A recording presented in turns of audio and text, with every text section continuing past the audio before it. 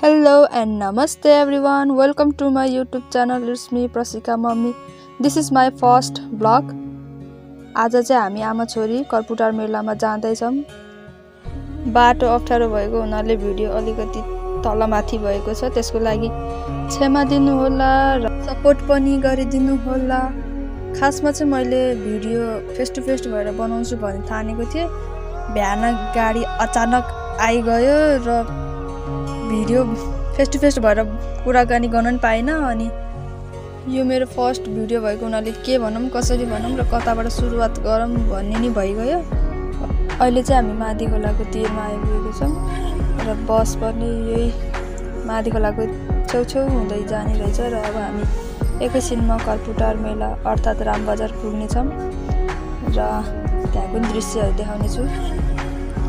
हामी रामबजार आइपुग्यौँ र पूजा सामग्री र दुध लिएर हामी लाइनमा उभियौँ। लाइन पनि सबभन्दा लास्टमा पर्यौँ हामी।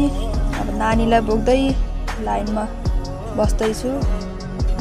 आमा छोरी मात्र भएको हुनाले भिडियो मैले छोटो छोटो मात्रै लिएकी छु, छोटो मिठो बनाउन खोजेको छु।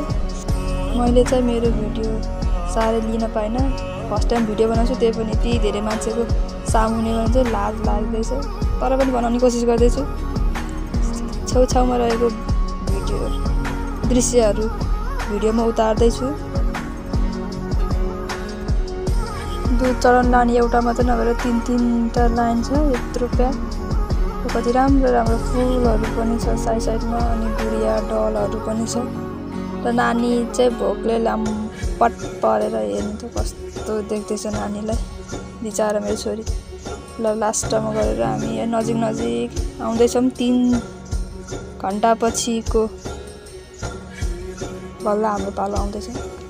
अझै पछाडि मान्छेहरू थपिँदैछ, पहिलाको जतिको जति नै। बल्ल बल्ल गरेर हामी नजिकै आइपुगेको छौँ मन्दिरको। र नानी पनि लाइनमा उभिँदैछिन्, उसलाई पनि लाइनमा बस्न मन लाग्यो। र अब हामी भित्र पूजा गर्न जान्छौँ। भित्र प्याक भएको हुनाले मैले चाहिँ भित्र भिडियो लिन पाइनँ, त्यसको लागि सरी। र हामी भित्र पूजा गरिसकेपछि फ्रुट खान गयौँ। नानी चाहिँ कुर्सीमा बस्दै फ्रुट खाँदैछ। फ्रुट खाने ठाउँमा धेरै प्याक रहेछ, तैपनि पालो कुरेर हामी फ्रुट्सहरू खायौँ। र अब फ्रुट खाइसकेपछि हामी चिया समोसा तरकारी खान गयौँ। र नानी चाहिँ समोसा कुर्सीमा दल्दै खाँदैछ।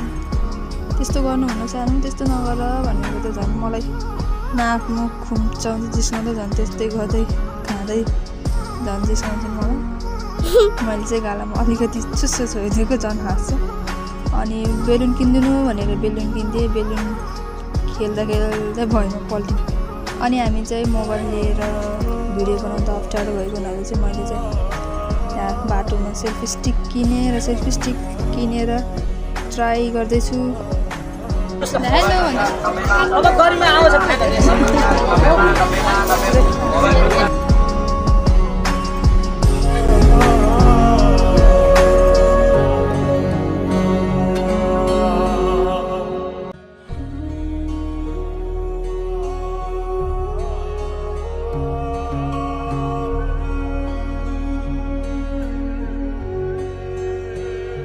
अब चाहिँ हामी बस खोल्न जाँदैछौँ। बाटोमा हिँड्दैछु, भिडियोहरू पनि अलिअलि लिँदैछु।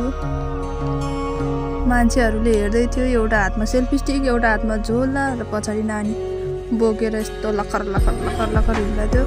घाम पनि लाएर गर्मी भएर साह्रै यताउता ठाउँ खोज्दै हिँडिरहेको थियो। फाइनल्ली एउटा घरको पछाडि गएर बसेर नानी चाहिँ मजाले 2 घन्टासम्म कहाँमै निदैन।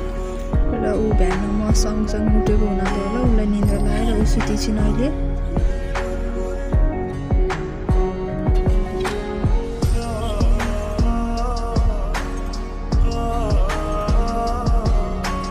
नानी उठिसकेर हामी खाजाहरू खान गयौँ र बस भएको ठाउँमा गयौँ। बस चाहिँ भरे कति बजी जान्छ थाहा छैन, तैपनि हामी बस कुरेर बस्दैछौँ।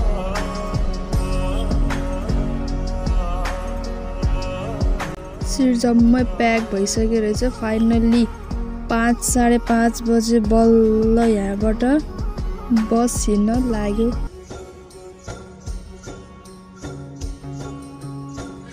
अहिले हामी चाहिँ मादीको पुल तर्दैछौँ र मैले मादी खोलाको भिडियो पनि बनाएको छु। अन्तिमसम्म हेरिदिनु होला र भिडियो मन परेमा लाइक, शेयर, सब्स्क्राइब र कमेन्ट पनि गरिदिनु होला।